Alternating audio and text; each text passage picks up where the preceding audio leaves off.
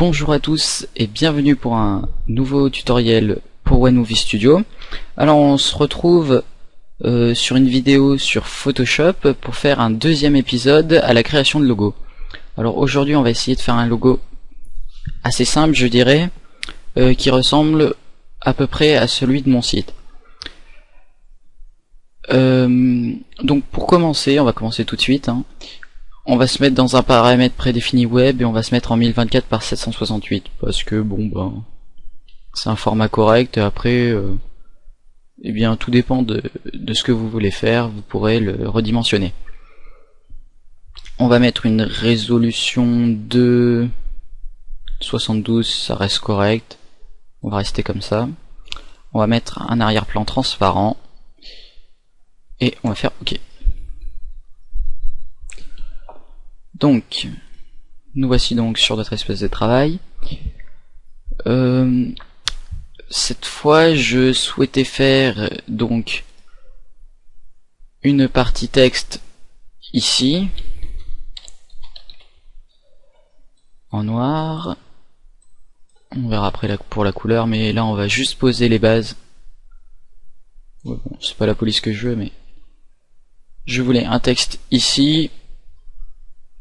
Et ensuite prendre la plume et venir dessiner une goutte d'eau. Alors pour dessiner une goutte d'eau, vous prenez la plume et vous restez appuyé longtemps de façon à pouvoir modifier la courbe. Vous essayez que ça ressemble à une goutte d'eau. Bon alors là ça ressemble pour le coup pas du tout à une goutte d'eau. Si vous voulez modifier votre tracé, vous appuyez longtemps ici et vous faites outil de conversion de points. Vous cliquez sur votre forme, vous appuyez sur CTRL si vous voulez bouger le point, puis après vous bougez une à une les outils. Oula, ah non ça fait un pinceau là. Donc ce qu'on peut faire, c'est qu'on peut prendre l'outil suppression de point d'ancrage. On va aller supprimer notre point d'ancrage. On va prendre celui-là. Aller le modifier un peu. Voilà. Donc voici notre goutte. Donc une fois qu'on a notre goutte, on va toujours garder quand même l'outil. On va faire un clic droit et on va faire définir une sélection. On va prendre un rayon de 0,5. Ah oui non, c'est vrai, c'est un pixel. Un pixel ou 0, ça dépend. En fait, ce qu'il va faire, c'est que la sélection va être plus ou moins petite. Donc on va réduire la sélection d'un pixel par rapport à ce qu'on a là. Des fois, ça permet d'enlever une petite marge d'erreur, mais en fait, je vais mettre 0. Je vais garder lissé, gardez bien lissé, ça sera plus joli. Et on va faire OK. Une fois qu'on a notre sélection, on va tout simplement faire un nouveau calque qu'on va appeler goutte d'eau. Et on va prendre notre pot de peinture. On va choisir une couleur bleue et on va remplir notre forme. On va faire CTRL D pour désélectionner et voilà notre goutte d'eau. Après on peut faire édition, transformation, Omotessi si vous voulez la changer les dimensions, mais on va plutôt faire rotation parce que j'aimerais qu'elle soit un petit peu plus penchée. Voilà ce que ça peut donner. Ce qu'on va faire, c'est qu'on va dupliquer le calque. Voilà, on va l'appeler goutte d'eau 2. Hop. On va rester sur notre calque goutte d'eau 2 et on va faire édition, transformation, rotation selon l'axe horizontal. Raté. C'était l'autre. Vertical. Raté. Bon, bah, on va faire horizontal. Édition. Vertical. Voilà, parfait. Je me suis un peu embourbé, mais bon. Si vous y arrivez du premier coup, c'est bon. Là, je suis en train de le déplacer à l'aide des flèches parce que je sais qu'au moins je ne bougerai pas de ma ligne. Bon, c'est un peu lent, mais c'est une valeur sûre. Allez. Voilà. Donc voilà ce que ça va donner. Je pensais rajouter une autre forme de vague ici.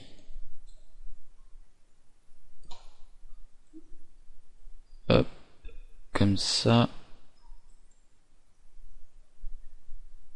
On va prendre la conversion de points. On va rallonger. Voilà.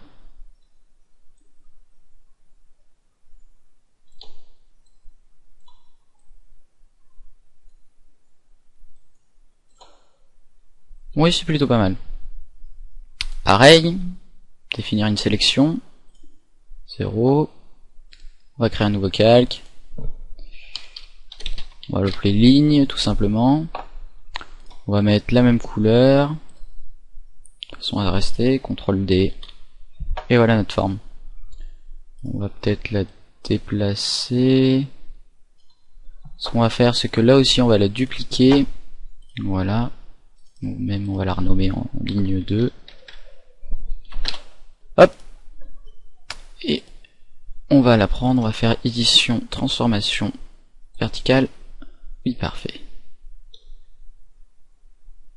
Oh, je l'imaginais pas comme ça. Ça peut être joli, mais on va faire juste ça. Édition, transformation, vous mettez ici. Oups, raté. Oh, remarque. Voilà. Appliquer. Édition, transformation, homothétie. On va rester appuyé.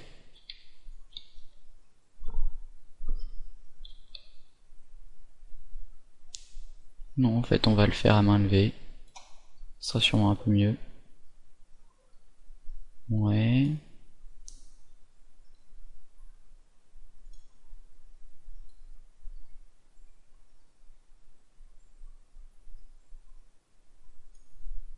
Pas mal. Appliquer. Bon, ce qu'on voit, c'est que c'est du coup un peu flou. On aurait peut-être dû le refaire. Mais bon. Ça peut le faire comme ça. Autre chose qu'on peut faire aussi avec la plume, c'est qu'on va se mettre sur le texte. On va prendre notre outil plume. Et on va venir faire, en zoomant un peu, une extension à notre T. Comme ceci, on va se mettre là.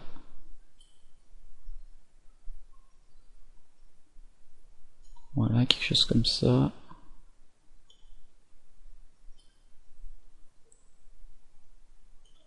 Peut-être un peu trop quand même.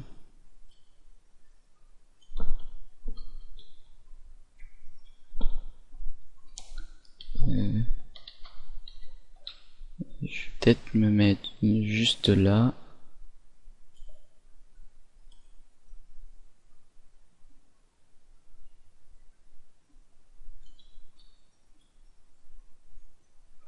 Voilà. Et on va revenir là. On va fermer, on va juste faire l'outil de conversion de points. Afin d'améliorer un peu la chose. Toc. Petit déplacement. Mal parti lui.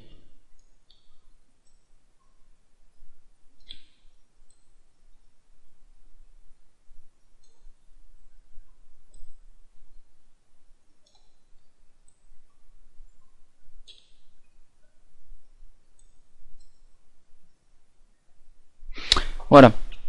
On va juste définir une sélection de 0 pixels. On va prendre du noir. Code peinture.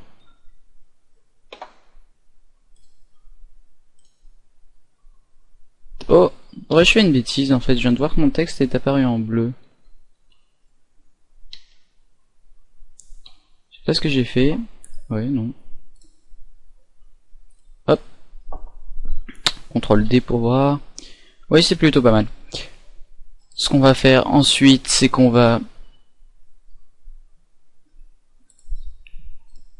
faire ceci. Et on va faire fusionner les calques visibles de façon à ce que les deux calques qu'on avait là soient fusionnés. Et on va rester sur texte.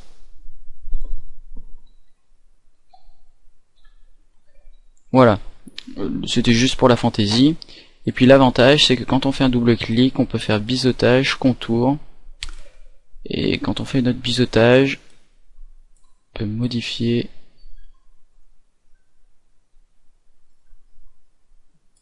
voilà comme ceci.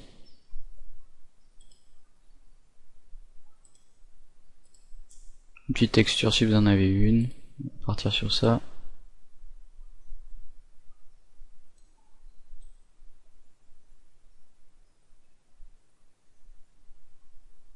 Voilà.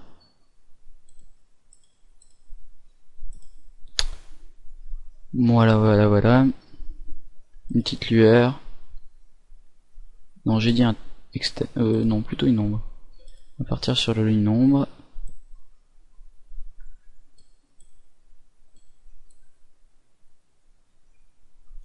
Une ombre qu'on voit pas. Je ne sais pas où elle est partie.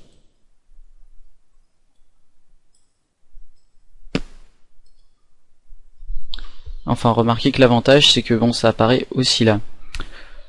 Donc voilà, pour le texte, on va pas faire d'effet. En fait, c'était juste pour vous montrer en fait le petit plume, parce que c'est un outil vachement agréable à utiliser. Pour ce qui est des gouttes d'eau, on va en faire une pour l'exemple. Pareil, on peut faire un biseautage, après on peut modifier vers un estampage. Plus celui-là, je dirais. Après, on va modifier le contour brillant. Voilà, jusqu'à obtenir ça. On peut ne pas utiliser l'éclairage global. Ce qu'on va faire quand même. Voilà, on peut lisser, ça sera plus joli. On va peut-être faire un petit flou. Petite taille. Parfois mettre une texture, en fait, c'est pas mal. Ça rajoute un petit côté chiné. Aussi, ce qu'on peut faire, c'est une fois qu'on a notre goutte d'eau, donc je vais faire sur la deuxième, je vais mettre un biseautage classique. Voilà. Une fois qu'on a ça, on va aller dans filtre et on peut faire dans bruit et on va ajouter du bruit. Et bien ça va vous donner cet effet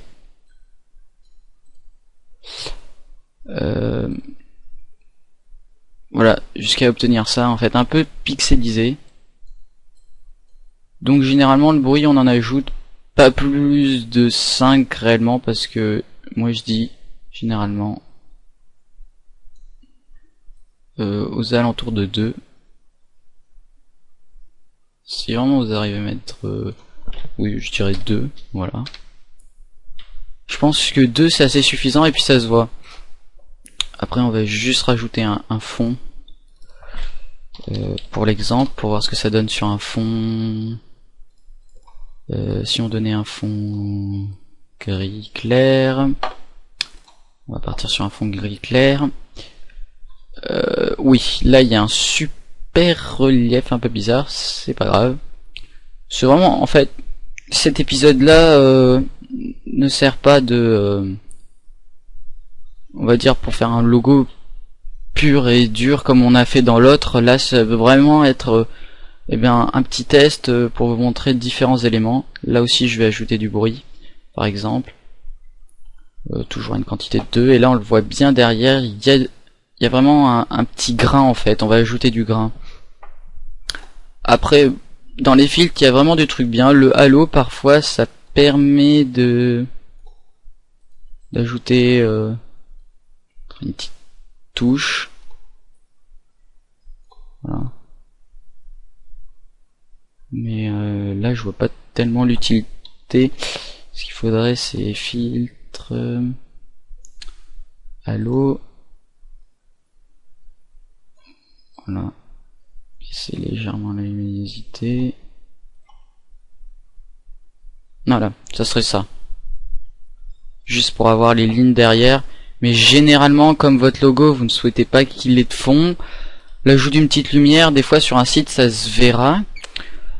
Généralement, quand on fait un logo, on met, comme je l'ai fait, on met un texte en noir et puis on met souvent un petit texte en dessous d'une autre couleur qui va frapper l'utilisateur. Il va tout de suite le voir. Par exemple, comme le rouge, c'est une couleur qui va être vue. Oui, là c'est sûr que voilà, d'une police, soit la même police qu'on aura mis en bold, en gras, caractère gras, tout simplement pour marquer. Je ne sais pas quoi mettre. Non, ça ira pas.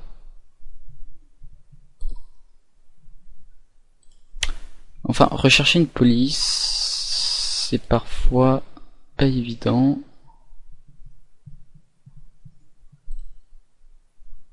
Voilà.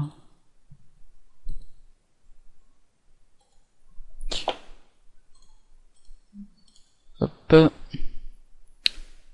va se mettre en gras.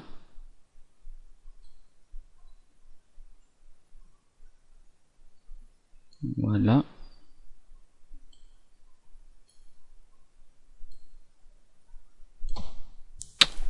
Voilà. Quelque chose comme ça.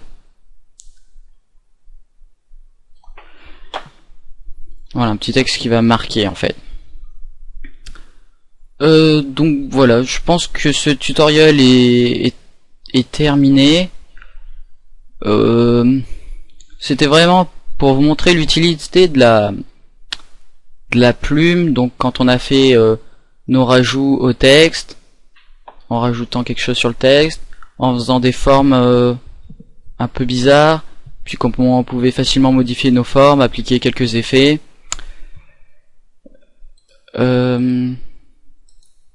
Bon, bien évidemment, il y a des effets préenregistrés. On part là-dessus. On va supprimer nos effets. Voilà. Parfait. Texte rouge qui ne l'est plus. Bon, ça aussi c'est des effets un peu faciles, on va dire, hein. Des effets de rapidité extrême.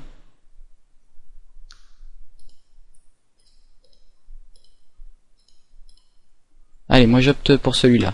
Il est pas mal. Bon, j'espère que ce tutoriel vous a été utile, vous a appris 2-3 petits modules. La prochaine fois, j'aimerais vous montrer quelques petites techniques qu'on peut faire à la tablette graphique mais aussi à la souris, en rajoutant des lumières, en faisant des effets mais à la main, et non plus en utilisant les effets qu'on a dans Photoshop, mais là vraiment en ajoutant des calques, en faisant des fusions. Je pense que c'est un tutoriel que je vais vous préparer dans pas longtemps. Quoi dire de plus? Eh ben, si vous avez aimé cette vidéo, n'hésitez pas à la liker et à me commenter, à me donner des conseils, à me dire ce que vous aimeriez savoir, ce que vous connaissez pas, et surtout inscrivez-vous à notre site. Il y a une nouvelle communauté où vous pouvez envoyer des messages, poster vos créations. Donc j'espère que vous le ferez, et puis je vous dis à la prochaine. Bye.